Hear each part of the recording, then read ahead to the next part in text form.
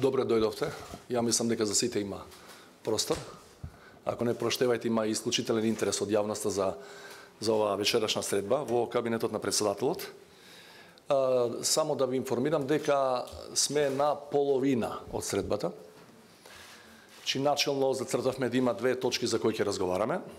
Првата е неодамнешните заклучоци на Европскиот совет, Советот на Европската Унија, кои беа такви какви што сите ги знаеме.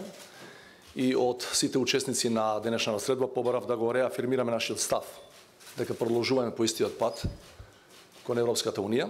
Во тој дел ќе кажам неколку специфики и неколку заклучоци кои ги постигнавме со апсолутен консензус. А втората точка се можноста за организирање предвремени парламентарни избори. Првата точка ја завршивме, јас сум тука сега бидејќи е и во склад со моите надлежности да ви информирам што е договорено, а после паузата веднаш продолжуваме со втората точка околу можноста за предвремени парламентарни избори, зашто ќе добиете информација кој и како ќе ве информира, можеби ќе идеме со изјави на лидерите кои се тука присутни, но како ќе биде од кога ќе го завршиме вториот дел од вечерашната средба. За првиот дел можеби должам објаснување, некој од вас ме прашува зошто е форматот на поканети таков каков што е. Сакам накуса да објаснам, имавме еден принцип според кој се водевме. Значи, поканети се политички лидери на политички партии кои освоиле самостојно пратеници на последните парламентарни избори, не биле дел од коалиција и затоа е составот таков како што е, се разбира, затоа нема стриктна законска одредба, ова се објективно неформални средби кои ниту еден закон не ги предвидува во кој формат ќе бидат, меѓутоа сакам да ви кажам дека не било баш случајно тоа што овие луѓе се поканети.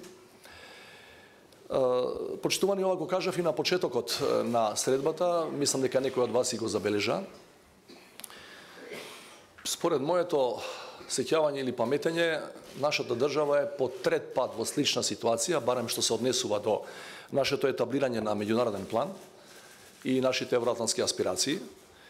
91-та бевме во една ваква слична ситуација, во сосема поинаков меѓународен и политички контекст, кога беше донесена познатата Лисабонска декларација, која велеше државата нема да биде признаена воопшто ако во своето име го содржи зборот Македонија.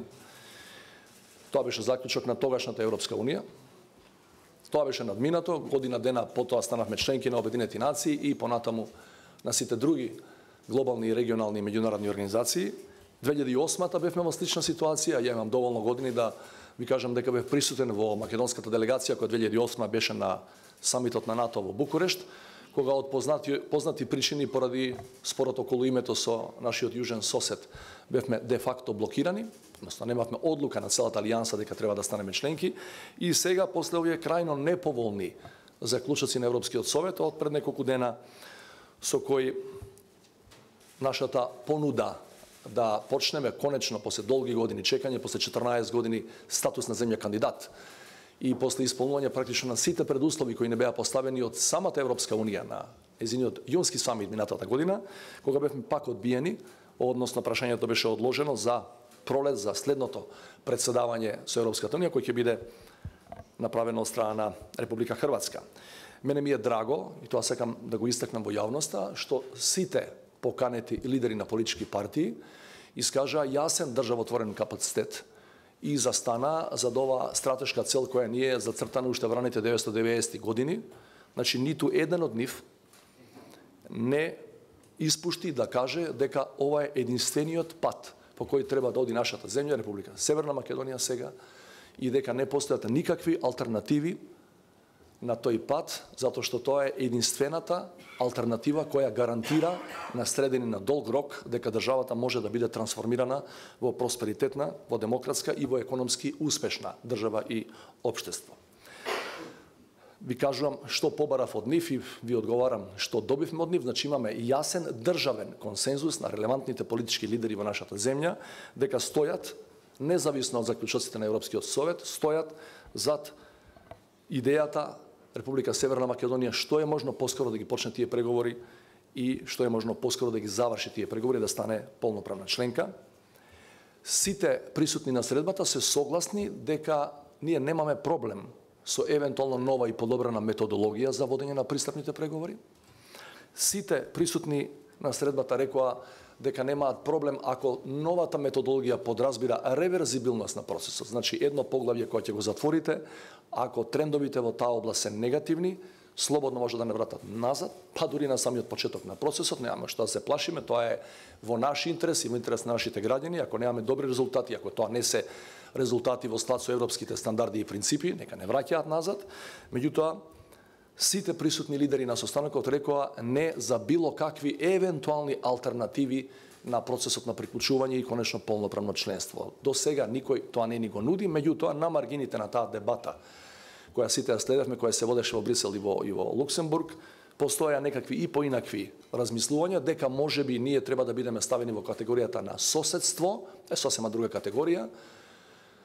Во однос на Европската унија ние сме дел од Европа и според базичните документи, според основачките документи на Европската унија, ние имаме право да бидеме членка на Европската унија еден ден од кога ќе ги задоволиме критериумите, затоа што базичните документи од 57 година велат секоја држава на континентот може да аплицира и да стане членка на таа организација. Значи ние не бараме никаква алтернатива на овој формат, на ова придружување, само како полноправна членка на таа организација.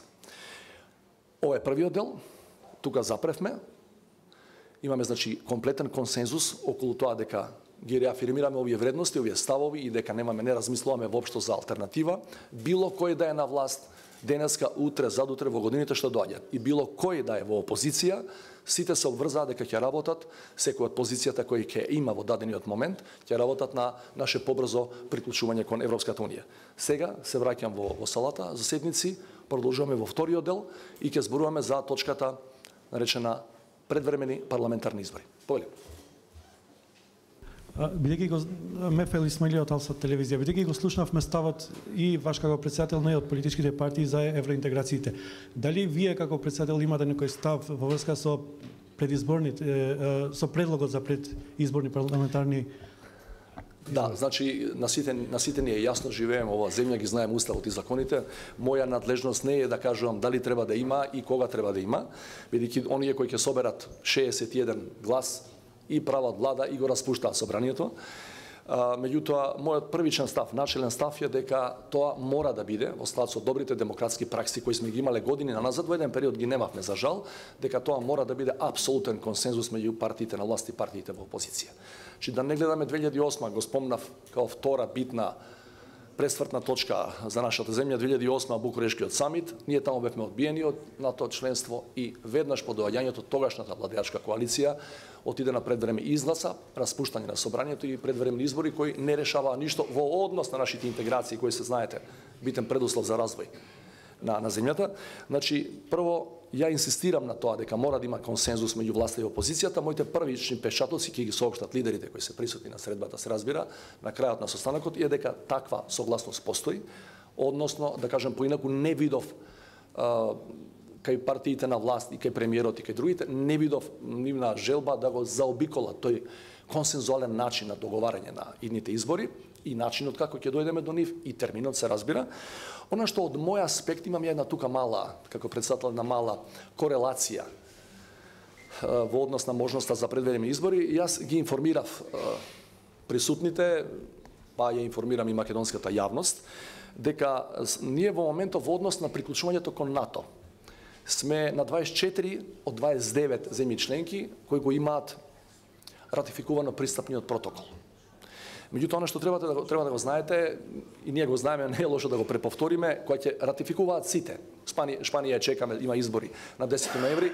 После тоа, значи, кога сите 29 ќе ратификуваат, има уште еден чекор.